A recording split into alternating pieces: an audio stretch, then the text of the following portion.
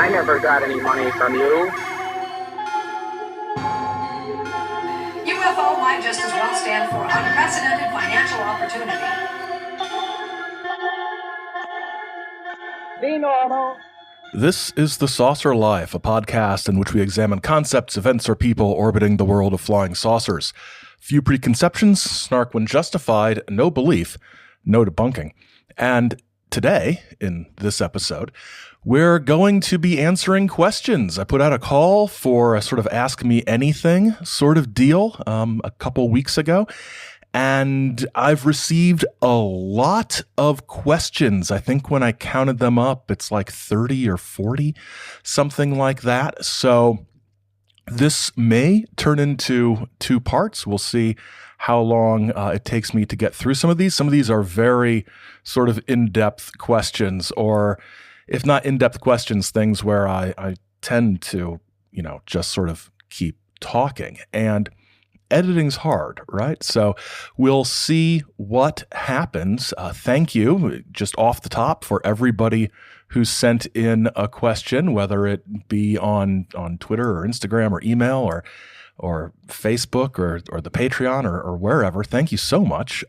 It's always nice when I don't have to worry about making up questions to make it look like people sent things in, which I've never done, but it's always in the back of my mind that, okay, I've got a couple of questions here that I can use just in case. So let's go ahead and get started.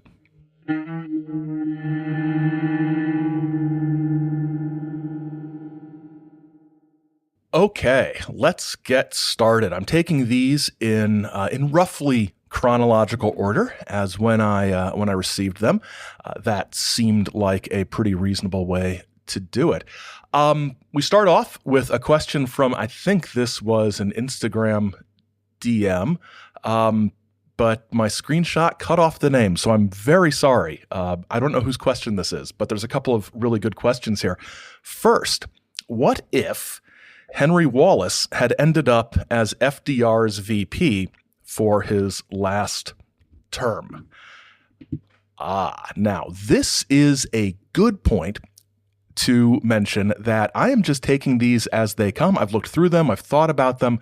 But if you are really sort of asking me questions, and this is a sort of like if we were sitting in a room, you asking me questions sort of thing, if I'm not familiar with something, I'm not going to, Google it beforehand and pretend I know about it.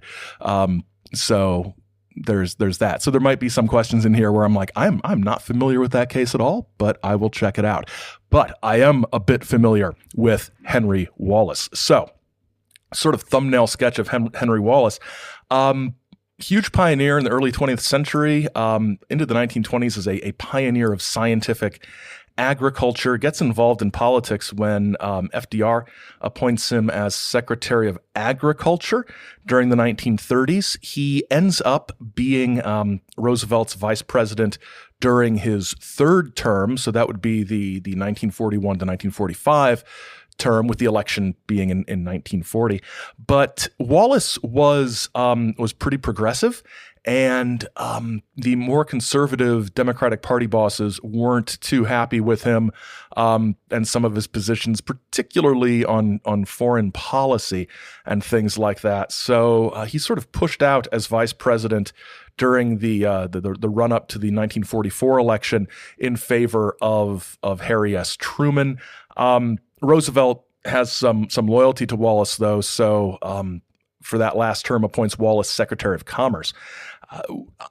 Wallace would end up resigning sometime in 1946. This is after Truman had become president, because Wallace believed that Truman was taking too hard of a line against the Soviet Union.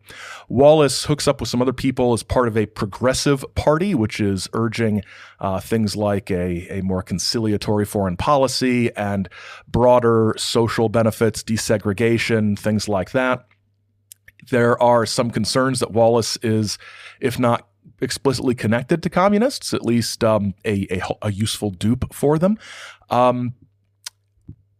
When the Korean War breaks out, Wallace sort of snaps back to a more harder lined and realistic view towards the Soviet Union. He exits politics, abandons the Progressive Party, and returns to writing and working in agriculture for the rest of his life. He died sometime in the 60s, I think.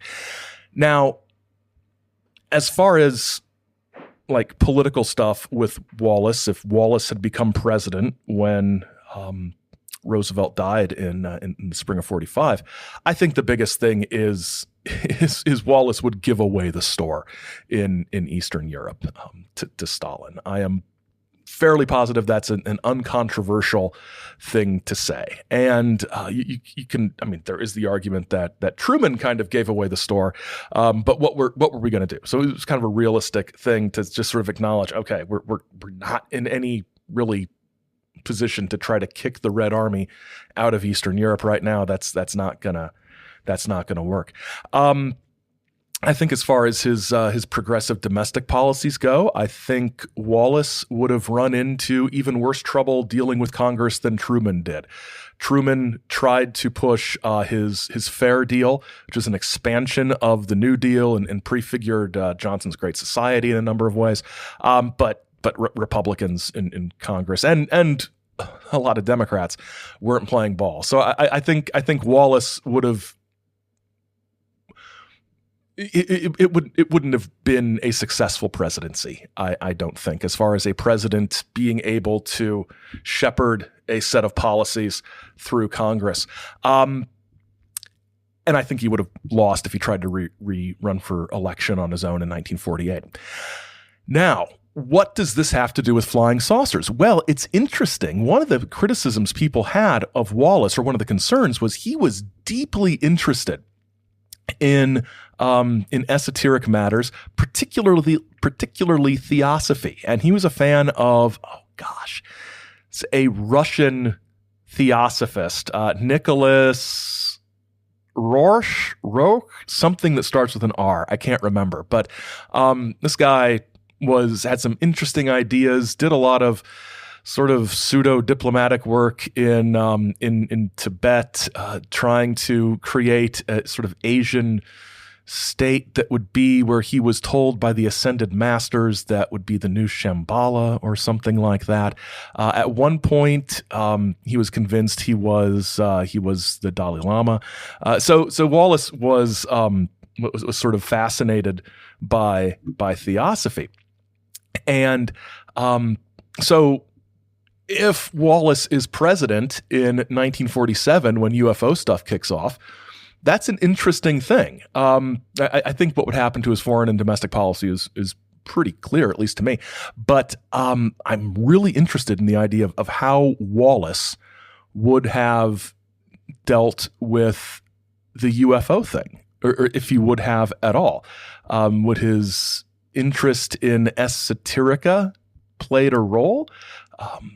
I don't know. It's pretty interesting. Like I said, I'm not an expert on everything, as much as I like to pretend I am. But if any Henry Wallace scholars out there know if he had any reaction to UFOs at all, I would love to hear about that. So also, second question here from this listener whose name I cut off. It's fairly clear you are pretty skeptical of the extraterrestrial hypothesis. Fair. What cases have made you wonder or reconsider this position? I think Pascagoula a little bit, maybe. Pascagoula.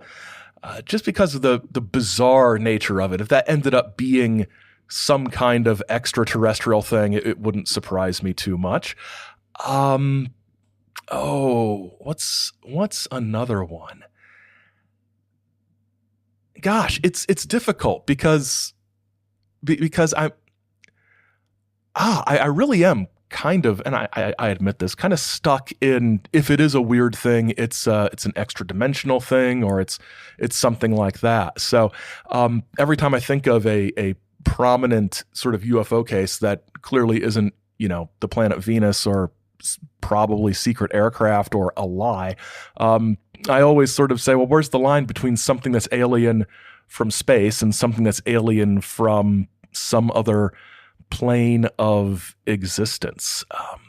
But Pascagoula always stands out as that if those were aliens, I could pretty much buy that if somebody were to present compelling proof. I wouldn't dismiss it out of hand. Our next question comes in via email from Jeff, who asks, "How are you doing?" I'm okay. I'm as okay as you'd think with everything that's been going on.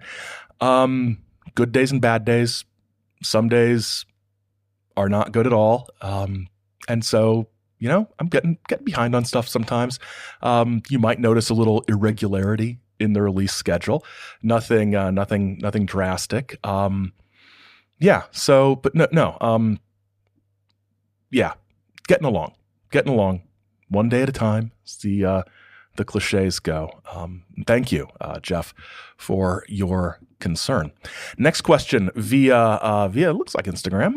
Taylor asks, what UFO case or incident or contactee story would make the best episode of Doctor Who? Oh, this is a good one. That is a really interesting question. And I sort of jumped to contactee stuff because the show didn't really do that kind of story. Claws of Axos back in 1971 came closest with like seemingly nice aliens offering new technology to the government of the UK and the rest of humanity. That one gets closest to feeling like a contactee story. I think what would be a really, really good one is if they sort of did a riff on Valiant Thor. You could transplant it to the UK. There's this humanoid alien who comes from somewhere else and offers all of these things. Then it turns out it's some sort of elaborate scam, or it's the master or something. But I think some kind of the doctor, maybe unit bringing in the doctor to sort of advise them about what this person is telling them. I think that could be a sort of contactee story launching pad for a decent episode of Doctor Who. Apologies to non-Doctor Who fans out there for that sort of excursus into Doctor Who stuff. Toby, I think this came to me through Twitter, says 2 questions. Okay. Can you do a show on Jacques Vallée? That's interesting. It would be interesting to do a Jacques Vallée show. I think I'm not sure one show would do it. There's quite a sort of range and variety of stuff that he's written and said and worked on. So I think looking at it incident by incident or book by book might be a good way to do it. I think at one point I talked about Messengers of Deception way back years ago in a read these books installment. But yeah, definitely there's room for some long form Jacques Vallée stuff. And question 2, is Jeremy Corbell the biggest toolbox in UFO history? Yes. I can't argue that. That's a good call. Next, Tim, also through Twitter, says number 1, maybe with some snark. Which era of flying saucer, UFO, UAPs are the biggest grifters? The contactees of the 50s, the missing time of the 60s abductees, the reemergence of Roswell in the 70s, the Greys and Communion of the 80s, alien interviews in Area 51 of the 90s, or the government insiders of the past 15 years or so? I think from my perspective, and I don't have access to financial records or anything like that, but it seems that right now there's a lot of money flying around. And I think this disclosure stuff is a money generator because you can keep it going on very little evidence, very few actual stories. You can just sort of keep pounding the drum for this and trotting out old things and regurgitating stories and tropes and things from the previous 70, 80 years, and you're able to keep it going. So although it might not be a literal grift on the level of a Reinhold Schmidt, it's definitely I think this is the way I see it. The way to make money with saucers that is the lowest effort one that we've seen, because so much of it is just sort of repurposed stories from previous decades. Number two, regardless of question one, because I really want to believe, how much credence do you give the impending anticipation of true disclosure? I want to believe too, and I give no credence to the impending anticipation of true disclosure. I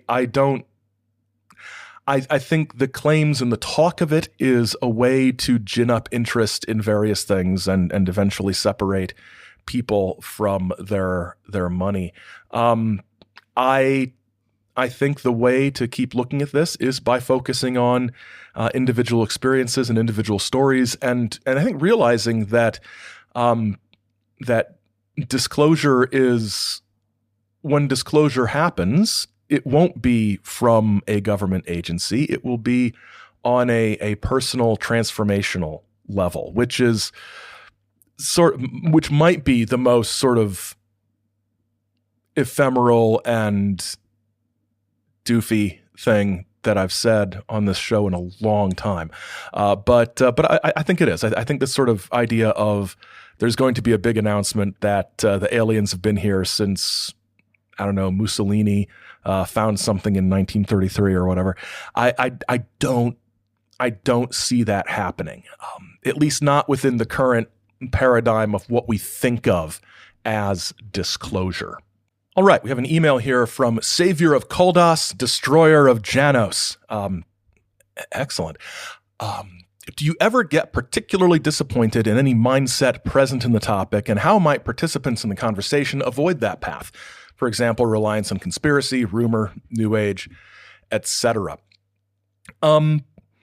I think, I don't want to sound like a broken record here, but I am so tired of the disclosure, government whistleblower, we're going to have hearings, blah, blah, blah, over and over and over again. And I think that the reason for it is that it's unoriginal and it's kind of lazy, and it doesn't entertain me. This is flying saucers should be entertaining. At least I want them to be entertaining for me. And how might participants in the conversation avoid that path? I think the more people know about the history of this so-called field, the more they will realize that there is very little new coming out of the disclosure movement. And the disclosure movement itself dates back to the 90s. It's close to 30 years old at this point. So, this isn't new. This isn't particularly different in significant ways. But if your first exposure to the UFO field is hashtag UFO Twitter or YouTube or the podcasts the big podcasts that sort of circulate these stories and promote them and recycle them, you'd come away thinking that new and exciting things are happening. I get texts and emails from people I know in the real world, who are like, have you seen the story about, Skinwalker Ranch or Bob Lazar or something like that? And it's easy to get frustrating when people don't know the history. I don't really have a problem with, person in the street who sees a news story not knowing the entire history of UFOs. My frustration comes from people who believe nothing of interest happened before 5 years ago, and therefore they don't need to look into that. Second question from the Savior of Koldas and Destroyer of Janos. Do any abductions stand out to you as interesting in the same socio-eco-spiritual historical way that your contactee cases do and why. That's interesting. That is interesting. I would say, if it counts as an abduction, Antonio Villas-Boas, absolutely. I can't remember her name. She did the storybook, the Cito's New Friends book. Oh, I can't. Her name is just slipping out of my head. Leah Haley. And I will admit, I paused recording to go look at my bookshelf to make sure about that. I think Leah Haley's experiences were interesting in the sense of how it sort of, she sort of goes through this process of trying to learn about these things. And it's so tied into how the UFO community and organizations like MUFON were trying to deal with and understand the abduction experience at the time. I think her stuff is really interesting. And then drifting into the Millabs thing, which I always find sort of fascinating. I think, I don't want to say Strieber, but I don't know. You know what? I'm not going to say Strieber because the question is, stand out to you as interesting. And Strieber's stuff doesn't. Communion does, the one book, but Strieber's entire sort of career, I don't know. He's just retire, man. So just personal preference on that. But I think Antonio Villas-Boas and Leah Haley's stuff sort of speak to me in a way that makes me feel like I'm reading something a little bit different than, the stories in whoever's big book of abduction tales or something like that.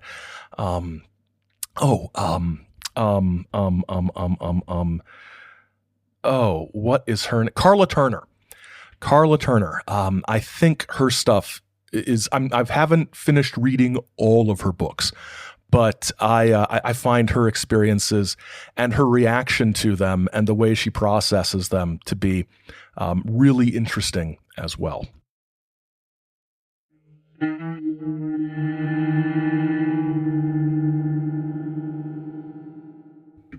If you like The Saucer Life and want more, you can support us in exchange for bonus content. Patrons get the episodes before everybody else, and there are a few pieces of bonus content every month. Right now, there's a lot of stuff up there from the last year and a half. If interested, you can check it out at patreon.com/chizomedia or via the link in the show notes. And you can check out past episodes at saucerlife.com or your favorite podcast app. As always, we're on Twitter and Instagram at saucerlife, and you can email us at thesaucerlife@gmail.com. You can also contact us by post at Chizomedia, P.O. Box 68, Grand Blanc, Michigan, 48480. All right, let's get back to the questions.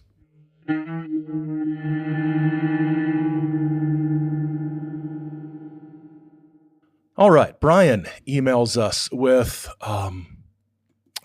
this is a long one. Question 1A. Which of the following Roswell crash explanations do you think is the most likely to be true? And then there's a list of, looks like 13. Let's go through all of these. A, extraterrestrial spacecraft as expounded by Stanton Friedman et al. B, weather/skyhook balloon. C, nuke sensing balloon. D, Fugo balloon as suggested by John Keel. E, advanced Fugo balloon array tested by the U.S. Army, piloted by Japanese POWs and deformed children as proposed by Nick Redfern in Body Snatchers in the Desert, and to an obnoxious extent by Douglas Dietrich.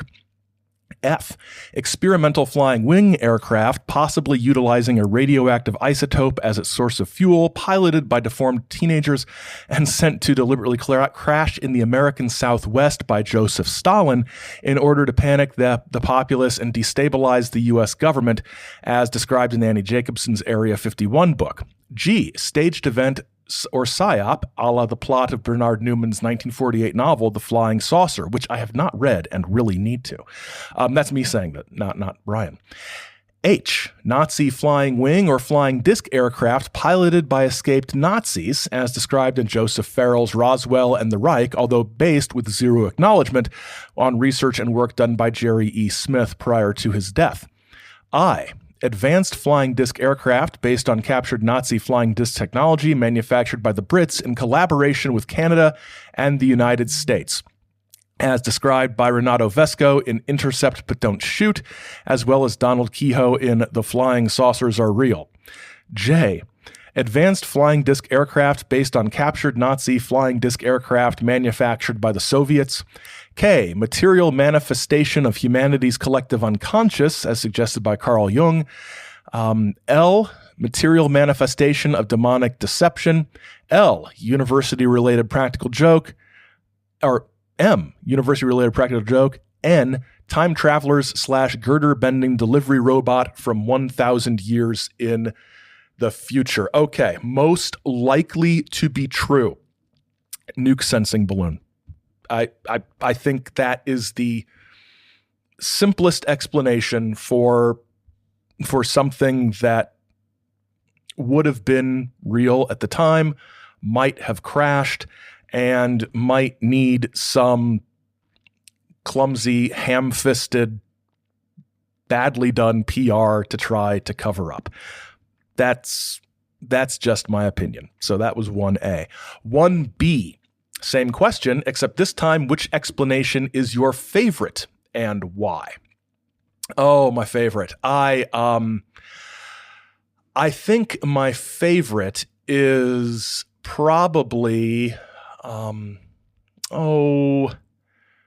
always been I've always been a fan of that Joseph Stalin thing, that this was some sort of Soviet psyop. I just think that's just lunatic enough to be interesting and fun.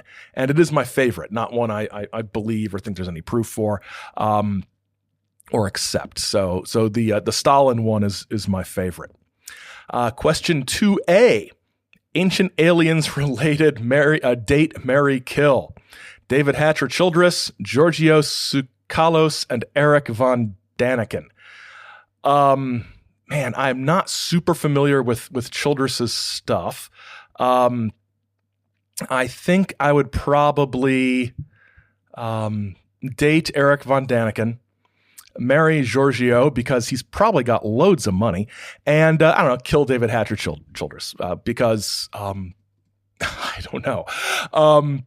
Because for some reason he stopped sending me those cool magazines and started catalogs parading his magazines, and they cost too much money now. So 2B, part 2 of the date, marry, kill. Oh, David Wilcock, William Henry, and George Norrie. Oh, God. Okay. Marry Norrie for the same money-related reasons as in the previous question. Date David Wilcock and kill William Henry.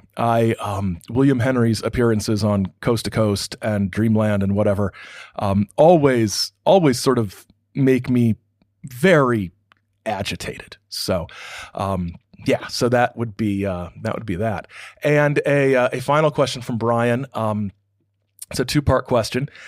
Brian's getting his money's worth out of this. John Keel indicated that he believed most of the contactees were telling the truth, or at least describing events that they perceived to have been real. Seemingly, even Reinhold Schmidt, despite Keel's acknowledging Schmidt's fraud convictions. You read his books from the 60s and 70s, and it seems like he believed or accepted almost everything people told him. I mean, he didn't go full Timothy Good, but for example, his serious investigation of the little man of North Carolina / UFO humanoid photograph. So that's the setup. 3A. So the photo ended up being a doll wrapped in tinfoil. 3A. Do you think Keel was at times over-credulous? I have no evidence for this, but my impression has always been that Keel defaulted to a little more credulousness because it made for a better story, and better stories sell more articles to magazines and sell more books. It's difficult, at least from what I've seen. I Keel's one of those guys where you're not, at least I'm never really sure what he actually thinks about some of these things, and what makes a good story or makes an interesting story better and more, for want of a better word, more commercial. I think when a few years ago we looked at the sort of discrepancies and changes and alterations between his notes and correspondence about the Mothman thing and then what actually ended up in the Mothman prophecies, I think he was very good at taking the bare bones of something and crafting an interesting narrative. And I think that's why his work has persisted, despite flaws. His work has persisted as being popular. So I don't know if he was overcredulous, but I think he leaned into a credulous perspective in service of the work. 3B, are there any contactees who you think actually experienced some of the contact experiences they described, or at least legitimately remembered having had some of the experiences they described? Okay. Yeah, I have always thought that I don't know what he experienced, but Orfeo Angelucci, I really think, experienced something and interpreted it the best that he could. So that one's definitely in the something weird was going on area. I think, that's the big one for me is Orfeo Angelucci. The others I'm not really sure about. But Angelucci was just so earnest in the things that he wrote. I kind of think sometimes I wonder if Adamski did experience something that inspired him to go down the path he went down. I have no evidence one way or the other, of course, but for me, the big one is Angelucci. Okay, Stuart from the Patreon asks, do you ever think that the government is going to hire some well-known ufologists to tell the general populace who have just gotten into UFOs that there is going to be no disclosure and no explanation to any of this, and to stop bothering them because people have been through this cycle already? After all, there are people who've been studying this thing for decades, and people might listen to them more than a government official, apart from the ones who will just assume that the ufologist is in the government's pocket. I may just have answered my own question, but I'd love to hear your thoughts. Yeah, I agree with your own self-answered answer there. I think I'm not okay. Here's another thing. The well-known ufologist that would, all the ones I can think of that would be, prominent enough to sort of make that kind of impact. I don't think they would. And I'm not sure who has that kind of impact or stature as a ufologist as opposed to a UFO promoter. I think the perfect figure for somebody with at least a little UFO credibility to be that person, if he were convinced that there really was nothing going on, would be Stanton Friedman. I think that would have been the perfect person. But as you say, the true believers will always assume that the ufologist has been suborned or blackmailed or was a government double agent from the very beginning. Another issue with hiring a ufologist to tell the populace that there's no disclosure is that, I guess the populace who have just gotten into UFOs, again, it goes back to who would be a good person for that. The newbies are going to have, different ideas about who has credibility and who does. This is an interesting question. I don't think it would work, but now I'm sort of stuck on the idea of who would be the ideal person to be a government spokesman saying nothing to see here, everybody go home. Wow, I'm not sure. That's a good question. I'm going to have to think about that one going forward. Steve emails with some questions. How difficult is it to keep a sense of humor when dealing with some of this stuff? Some of the ideas floating around must frustrate you at times. I'm going to stop harping on my hatred of the disclosure movement now, but yeah, that one's frustrating. I tend to keep my sense of humor by trying to refocus on the types of stories that I find more entertaining, and also through private conversations with colleagues in which we laugh at a lot of these people. No, I'm not going to tell you who the colleagues are, and I'm not going to tell you who we laugh at. Also, who, in your opinion, is the most underrated Doctor Who?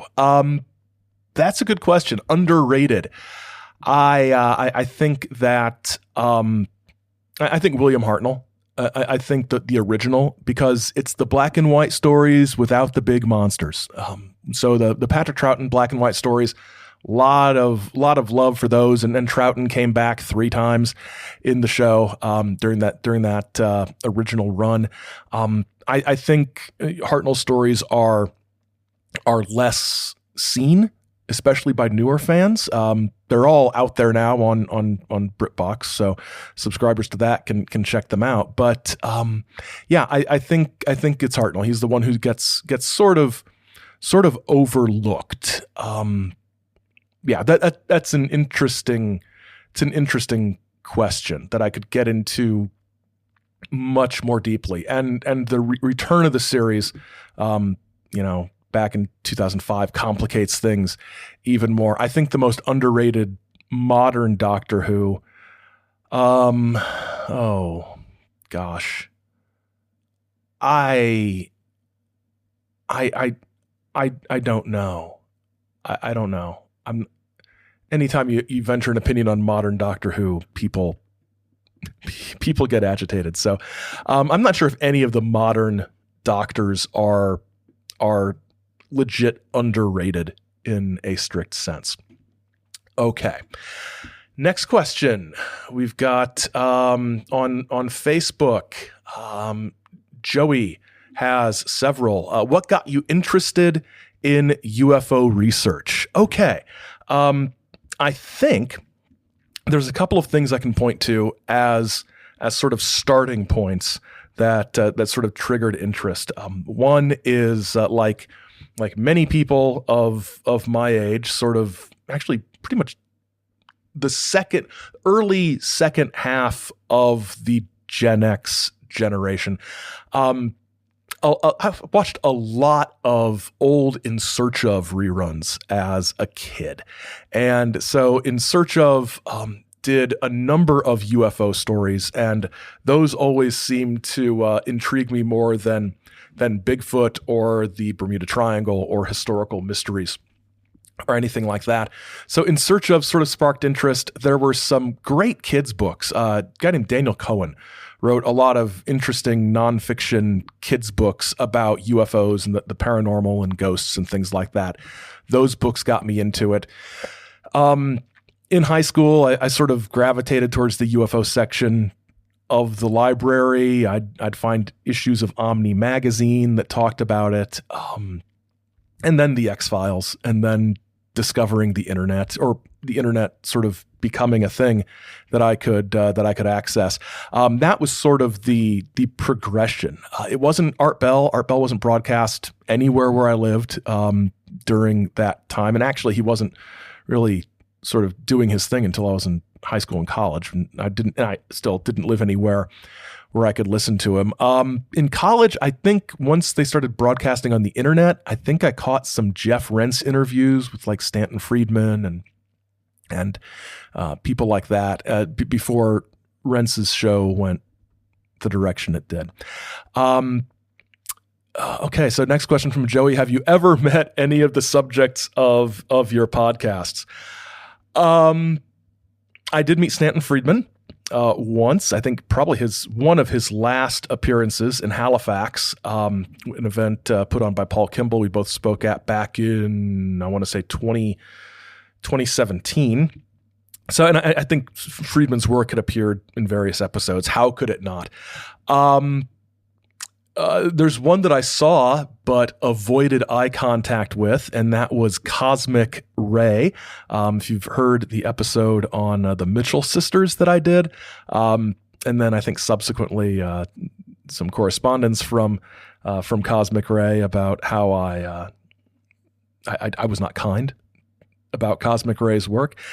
He was at the Ohio MUFON convention selling books last summer when I went, and I was just like, I thought about, should I say something to him? It's like, no, I'm not a confrontation person. I'm not going to do that. So those two sort of jump out. I haven't done a huge number of episodes about people still living or still active. So that's limited who I've met. Last question from Joey: is Great Lakes lore coming back? No, I don't believe so. I think Samantha and I are both, I think we initially underestimated the amount of time that goes into doing a research heavy show, trying to coordinate schedules for recording with work and real life things got very difficult. And I've got my hands full doing one podcast. So, I'm very proud of the year that we did, and it was fun, but boy, was it work. Was it work? Working with other people is difficult to coordinate sometimes, especially with schedules and recording and things like that. I mean, I can record this show anytime I want, pretty much. But when you're collaborating with somebody who's got a different schedule than you, that can be very challenging. And the challenges and just the scheduling and the workload was pretty massive. Also on Facebook, AJ says, is there any case that you think is 100% real? Ooh, 100% real. 100%. That's a big ask. And what do we mean by real? Is it really what the person claimed it was, or was it a real thing that happened, but their interpretation might be iffy? 100% real. I think trying to remember the name, the Charles Whitted case, the airliner back in the 50s that was sort of buzzed by a UFO. I think that one was a legit thing that happened. I don't know what the explanation might be, but that one always struck me as very legit. I think, as I said earlier, I think Orfeo Angelucci was sincere, and I think something happened to him. Was it an alien visitation? I don't know if there's any way to know that for sure, but I feel the sincerity from him on that. 100% real. That is a high bar, even before we get into nitpicking the definition of real. Yeah. Okay. Fandom Following on Instagram asks, has there ever been evidence, in quotes, recorded about the late 1800s Aurora airship case outside of the newspaper and eyewitness reports? I'm wondering if anybody ever claimed to have saved parts or even drawings or pictures of the alien or ship. Not that I'm aware of. I am open to being updated and enlightened on this from the listener base out there, but no, I'm not aware of any meta materials or anything like that, or daguerreotypes that people might have made of the craft or the occupant. I'm not. It would be really cool if somebody did. I think so. Oh, I can't remember. Now that I think about it, I think somebody did, and it was pretty quickly debunked, but I'm going to have to plead ignorance on this one. Michael on Twitter says, have you enjoyed anything on TV lately? Silo was a highlight for me, on also a delightful British comedy called The Change, plus reruns of classic sketch show Big Train. I've not heard of Big Train, or The Change. Silo is one of those on Apple TV Plus that I was fully planning on checking out at some point. I think recently on TV or streaming. I think one of the most interesting things I've seen, we watched the documentary Shiny Happy People about the Duggar family and Bill Gothard and that whole sort of extremist fundamentalist wing of things. That was pretty interesting. I think I'm really enjoying the second season of Star Trek Strange New Worlds. I've been sort of lukewarm on most of the new Trek coming out of Paramount Plus, but I thought the third season of Picard was better than the first two seasons of Picard. It turns into a sort of nostalgia fest, but I thought third season of Picard was pretty good, and I think Strange New Worlds is the closest thing to being the things I like most about Star Trek. I don't dislike Discovery at all. It's just often not my thing. I thought the last few seasons have been better than that. I did not like the first season at all. I have not seen Star Trek Prodigy, the sort of co-production or whatever with Nickelodeon, the sort of kids show. Heard good things about it. I do like Lower Decks, the cartoon. I think that's very funny. Loads of in-jokes for longtime fans. Other things on television. Oh gosh, those are the things that sort of jump out at me. I'm a wrestling fan. The new season of Dark Side of the Ring on Vice has been pretty good. I've been really in a sort of have old stuff on in the background mode lately. So I need to start watching some new stuff again. But yeah, maybe I'll check out Silo, the sort of Apple TV model of you get an episode a week rather than the Netflix model of dropping it all at once. Kind of makes it so I don't start these things until they've got kind of a big sort of inventory built up. It's not incredibly recently, but speaking of Apple TV, Slow Horses with Gary Oldman, based on the novels by Mick Herron, are wonderful. There's two series of it out now, and a third one is in production, I believe. So if you like sort of realistic spy stuff that is humorous but thrilling and good and entertaining but not dumb, Slow Horses is really good. Tim from Twitter again with another question. I see you post pictures of the saucer supper on the regular. Have you never heard of tacos? I've done nachos a bit. So yeah, the saucer supper thing, that started off as for Christmas. I guess it was Christmas of 2019. I told the saucer wife that I was going to take care of dinner on Sunday nights. And she was thrilled with that because she likes cooking, but she hates planning meals. She really doesn't like that part of it. So this was, a meal she wouldn't have to plan. And it was, and then, COVID hit and suddenly I had a lot more time on my hands. So I was like, oh, this is really, really fun. I'm going to make different things. And then it turned into me putting pictures up on Instagram and social media and stuff and branding it for the show, but it didn't start off as a thing for the show. I tend to try to do things that I don't normally do. There are some favorites that are pretty constant in the rotation, but actually tacos is a good idea. I should do something with tacos soon. That sounds fun. Maybe some. Yeah, tacos. Yeah, I need an idea for tomorrow night. So thank you, Tim. Next question. It's another Tim, friend of the show, Tim Banal. Is there an American location of saucer lore that you'd like to visit that you haven't seen yet? Oh my goodness, yes. I would love to get up to New England, to Exeter, and to where Betty and Barney Hill had their encounter and drive that highway. There's all the Nevada stuff near Area 51 and the Alien Highway that I haven't seen. A lot of stuff out west. That's really the place I need to go next. I live too far east for it to be a practical thing to do, just for flying saucer purposes.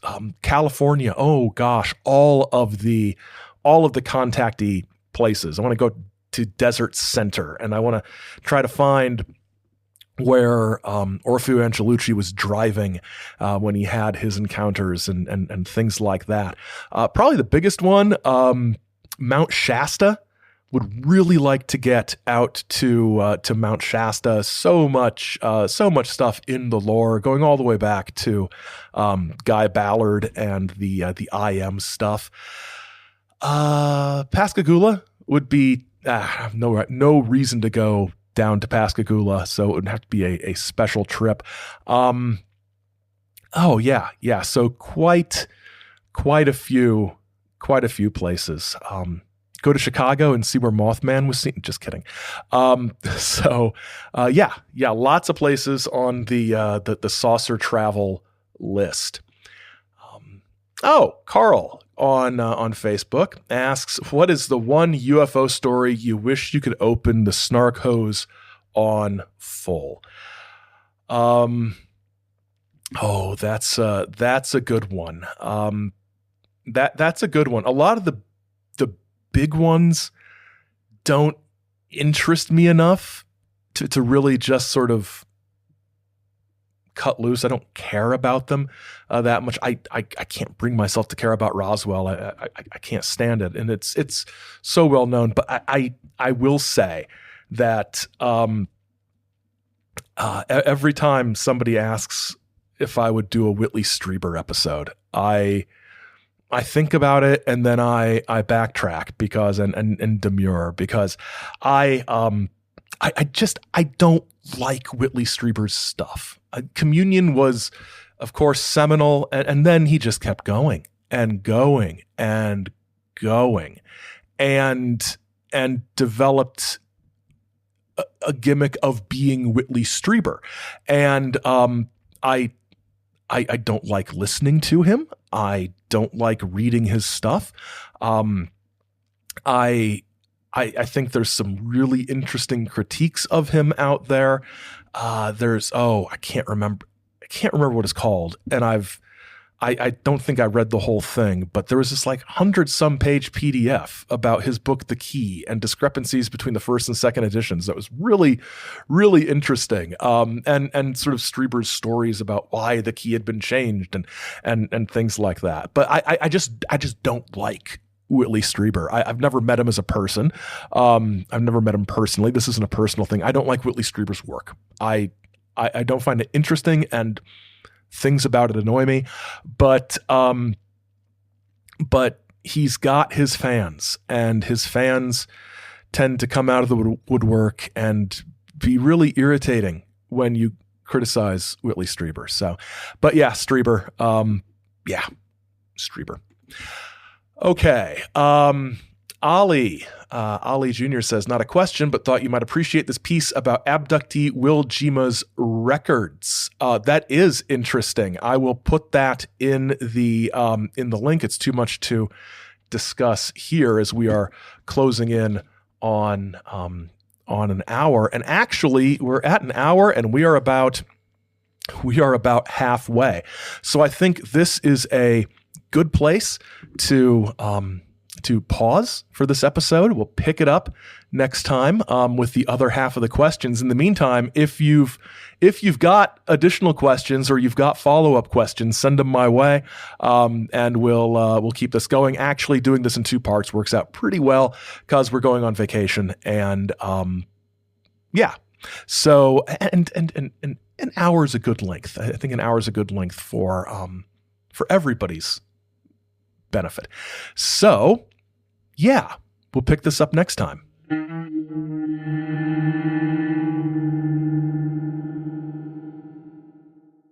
Thank you for listening. Remember to send in more questions, follow-up questions, new questions via the usual channels, and I'll work them into the second part of this Q&A sequence.